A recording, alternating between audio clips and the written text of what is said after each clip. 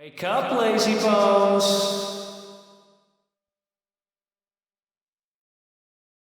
Come on, up you get!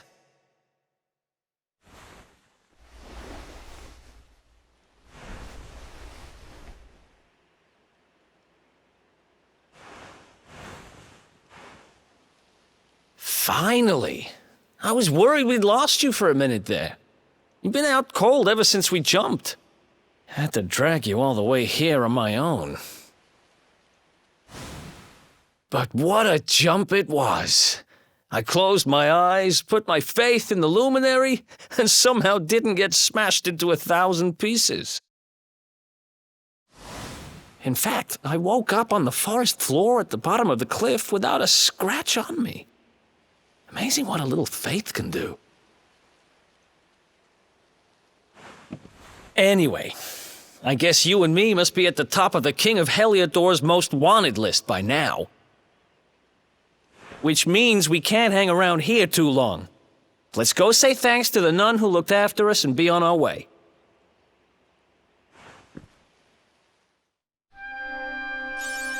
Hello, this is Prince of Somnia, and welcome back to more Dragon Quest XI's.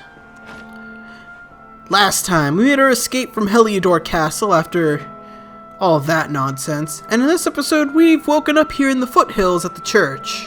Ah, there you are, my children. I trust that your friend here is fully recovered. Oh, don't worry about him. He's just fine. Thanks for looking out for us. We owe you one. Not at all, dear. I'm just happy to see you both well again. But if you are leaving, you must be careful on the road. It seems some dangerous criminals have escaped from the capital and are at large somewhere in the area. Oh, I shudder to think what wicked deeds they might be capable of. Criminals, you say? Dear me, that doesn't sound good. And you heard this when you were in Heliodor? I did indeed, my child. There were guards everywhere. They are searching high and low for the villains. And I heard that the mighty knight Sir Hendrik himself has headed to the mountains in the south with his troops. They say he means to block the road to Cobblestone, the village the fugitives came from. Oh, but you must forgive me, poor lambs. I did not mean to alarm you. They will soon be caught, I am sure. Justice will be done. And until then, you are free to remain with us for as long as you please. Thanks. We appreciate that.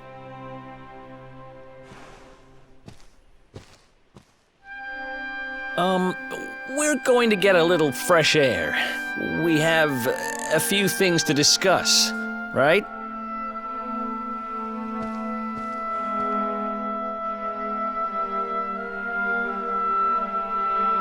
Well, at least it doesn't seem like they immediately recognize us, or at least she doesn't immediately recognize us. Cobblestone, eh? Never heard of the place. I never even knew anyone actually lived in those mountains down south. Is that really where you're from? I'm guessing you want to go see what's happening down there. But you need to be smart.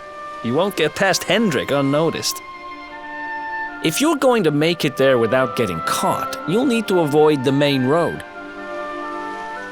And if you want to do that, you'll need my help. I know every back road there is to know in these parts.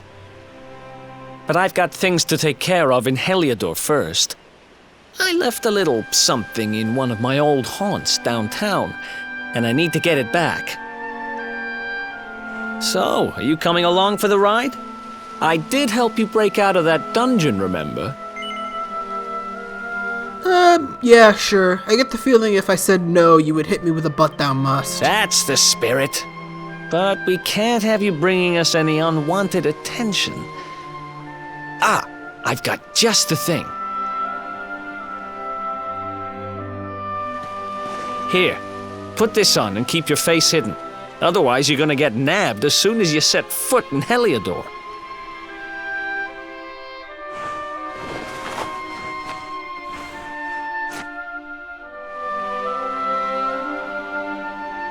Ha! That's more like it.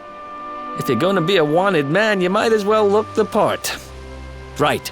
Let's head north and hit town.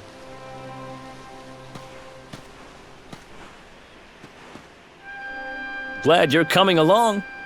The seer told me to stick with the luminary when I found him, and that's just what I'm going to do.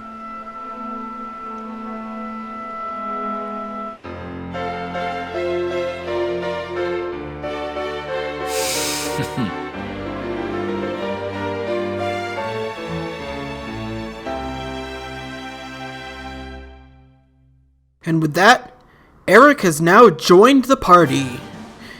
Hooray! We've got 2 party members on our side now. And he's also got his hood on, too. That's, neat. But alright! So now that we have more than one party member, we have access to something called pep powers, which I'll show off during battle when we get to them. But basically, you get occasionally after, a certain number of turns, maybe a certain number of actions, one of your characters might get pepped up, which increases their stats temporarily. If 2 or more party members get pepped up, though, it gives access to a pep power, which lets you unleash some sort of special effect. We'll get into that a little bit more later, though. Let's see, there's a pointy hat in there. Let's take a look at Eric's equipment real quick. He has a dagger and clothes, and that's about it. So let's give him this pointy hat to help him out a little bit. We'll keep the gold bracer on Lodo. Now, Eric specializes in using, daggers and swords and boomerangs. He's the only character in the game that can actually use boomerangs, by the way, if that's something you want to have access to. So keep that in mind. Boomerang weapons, they basically just hit all enemies. Which they have their use, but I don't particularly find them to be always useful. Maybe that's just me. I generally prefer just to have them on daggers for what they can offer him.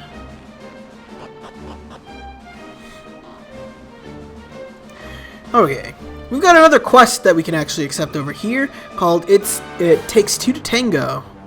Basically what this guy wants us to do is we need to use our pet power, the real decoy, to kill an enemy.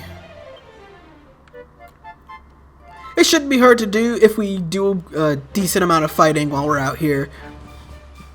And speaking of doing a decent amount of fighting, despite what Eric wants us to do, we're actually not going to go directly to downtown Heliodor. We're actually going to head over this way and fight a couple more new enemies here, like this guy. Ooh, and they're too stunned to move. Excellent. In this sort of situation, you can run away from the fight basically for free, so keep that in mind. Ah, I see we're running into an issue already. So, when you get new party members, they automatically get set to a certain tactic. So, show no mercy basically means do whatever you have to do to deal the most damage as much as you can. Whereas fight wisely kind of tries to optimize based on the situation around you. Like if you're low on HP, they might try to heal. If they're not, they'll go for an attack, that sort of a thing. I'm not entirely sure what Mix It Up is. I'm guessing it's just sort of randomizes what moves you use. Don't use MP, basically is do what you can as if you were doing like fight wisely, but don't use MP. Focus on healing is ensure that nobody dies by continuously healing, and then follow orders is the best one of the lot because you get to control the enemy directly, or the ally directly, rather. So yeah, it's pretty nice to have Eric around. In general, Eric is a pretty good, or very good, physical DPS character. Even though knife weapons aren't the best, and he doesn't actually get access to really strong weapons, eventually he'll get the ability to dual wield them, and that'll go a long way to helping us out. Ah, you can see here we're already pepped up, and that'll boost a couple of our stats. Nice. Anyway, as for the Bodkin archers, they can call for help and summon more of them. They can also cast the buff spell to increase their defense, and Yeah, I think that's all they can do, but it's a pretty annoying combination of abilities, because they can just buff one of themselves and then, like, spam calling for help. But now we've got a level up, or a level 5, and we've got a handful of skill points, which gives us access to the Character Builder. Basically, the Character Builder is a series of panels that you can unlock to access new abilities and skills based on either the weapon or some sort of special character-specific trait. So, Loto has access to swords, great swords, and sword mastery, and also the special trait of Luminary. Although I guess, no, sorry. So Loto over here has access to swords, great swords, and the special traits sword mastery and Luminary. And they can access different skills depending on which path they take. You can take a look at them too by pressing the A button. You can also view their skills with skill summary to see them in list form.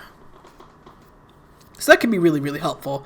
Now, what I want to do with Loto is I want to basically bull rush the sword skill because if I could show this off, this panel right here. Oh no, it's not that panel. Is it this panel? No, it's not that panel either.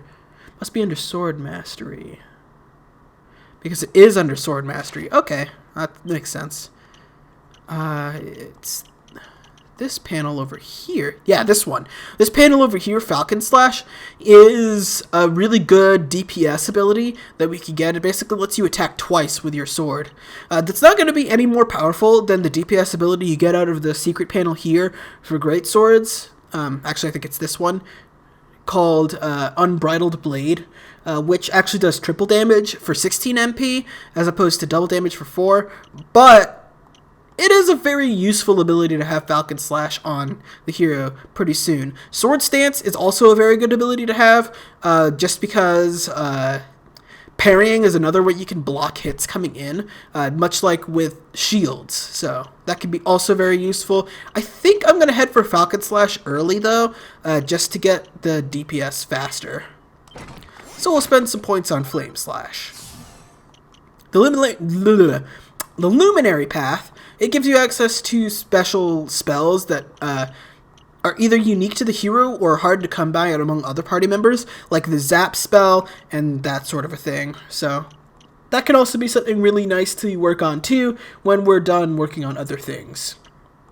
I think this secret panel over here gives access to the Pep Up power, or secret power, or whatever, which essentially, at an MP cost of like 25 MP, induces Pepped Up state, which can be very useful because a lot of party members rely on Loto for their pep powers. So, that's nice. Eric, on the flip side, has swords, knives, boomerangs, and his unique trait, Guile. I want to start with knives right away, though, because that leads to a skill down here called Dual Wielding, which lets him dual wield. After that, we're going to immediately head into Guile to earn the skill Half Inch, which is a stealing ability that lets rob enemies blind, which is very, very nice. And then the secret panel here, I believe it's this one. I'm not even looking at his stats right now. Silly me. Yeah, I believe it's this one that gives us access to Guile, or not Guile, to Divide, which is a very good DPS buff for him too. So there we go, that's level 5 buffs right there. Let's see. The amount of skill points you get every level up, I think I don't know if it's fixed or not, but don't count on being able to get a skill every level until later in the game. For now, just be content to work on what you can work on. Ooh, we got a couple new enemies here. The Great Saber Cubs and the Stump Chump. You want to take out the Stump Chump first because it can heal itself and its allies with a medicinal herb. The Great Saber Cub, all it can really do that's different is occasionally waste one of its turns. It's also kind of adorable, so you're kind of a monster for killing this thing. But you know, it's too late to think about that now. Ooh, 2 treasures. Totally wasn't expecting 2. I actually wasn't expecting 2.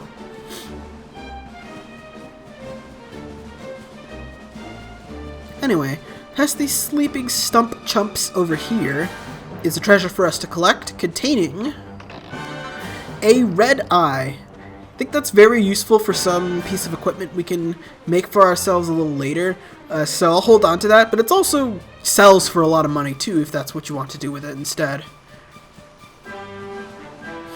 Okay, there's one more treasure that I want to get. It's a bit of a hike though, so I might fast forward unless we see another new enemy along the way, but we probably won't. We're probably at the end of our route for new enemies that we can find during the daytime. But there are a couple of enemies in this area that we can find only during nighttime. There are enemies like that where you can only find them during certain weathers or things like that.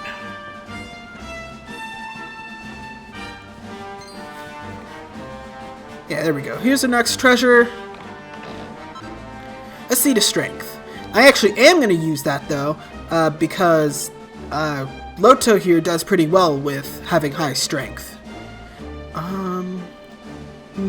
Actually... Yeah. Actually, no, I'm gonna give it to Eric. He needs it more. I'll just give Loto the seeds of resilience instead. I think that makes more sense.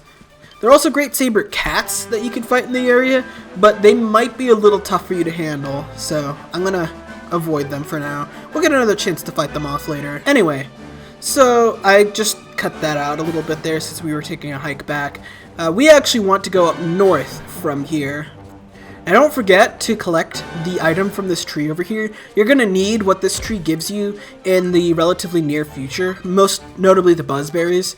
And you don't want to have to come back out here just to collect those, because, well, that would suck, wouldn't it? Anyway, yeah, up these rickety-ass platforms and bridges, and that'll take us into downtown Heliodor.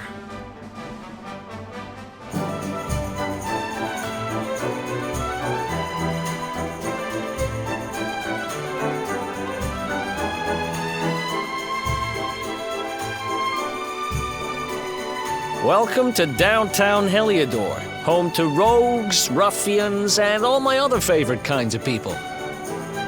About a year ago, me and Dirk, my partner in crime, managed to acquire one of the royal family's most precious possessions, the Red Orb. They got wise and pulled me in eventually, but not before we'd stashed it somewhere safe so we could pick it up later. Right down there is the biggest, stinkingest garbage pile in all of Heliodor. Me and Dirk buried the orb slap bang in the middle of it. After all, no one would ever think of looking for it there. We're criminal geniuses, I tell you. Time to go liberate that loot. To the garbage pile. Well, now that's just a load of rubbish. Anyway, this is downtown Heliodor, and we'll be exploring this area in the next episode of Let's Play Dragon Quest XI's. See you guys then!